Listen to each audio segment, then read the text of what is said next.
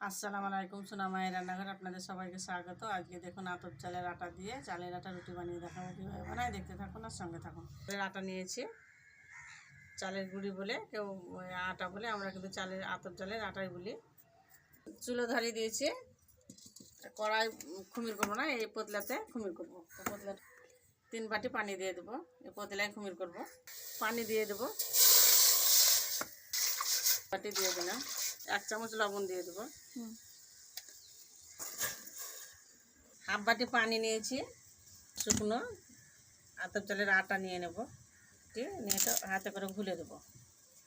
ঘুলে নিয়েছি, এই পানির মধ্যে দিয়ে দেবো, ভালোভাবে সিদ্ধ করে নেব। কুমিরটা ভালো হবে, খুব ভালো হয় বন্ধুরা। এইভাবে আটা যদি ঘুলে দেওয়া হয় পানিতে, কুমিরটা খুব বলক উঠে গেছে, ভালোভাবে সিদ্ধ হয়ে গেছে পানিটা। এবার আটা দিয়ে করে দেব।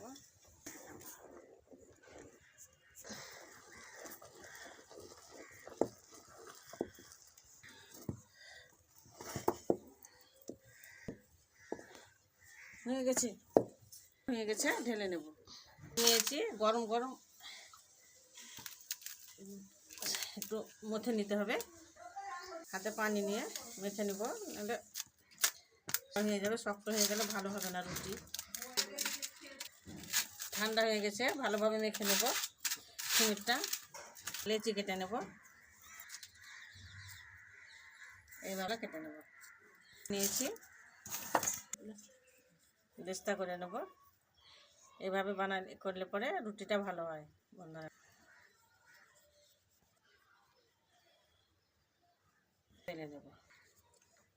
বেলে নেব,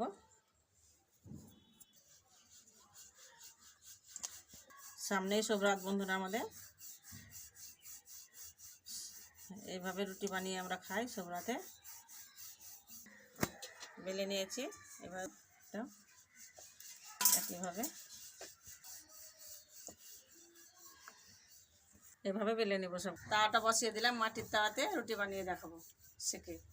চুলো ধরিয়ে দিয়েছি, তাওয়া গরম হয়ে গেছে, রুটিটা দিয়ে দিলাম। উল্টে দেবো, যদি ভালো থাকে তো সব।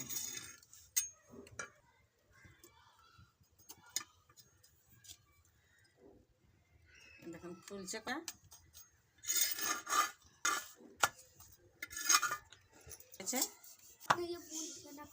উল্টে দেবো রুটিটা।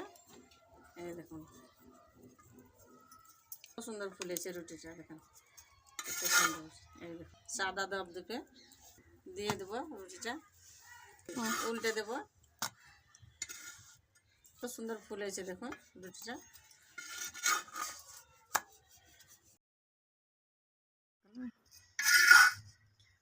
তুলে নেব, এইভাবে সেঁকে নেব। আটা রুটি দেখুন কত সুন্দর হয়েছে, সাদা ধপধপে।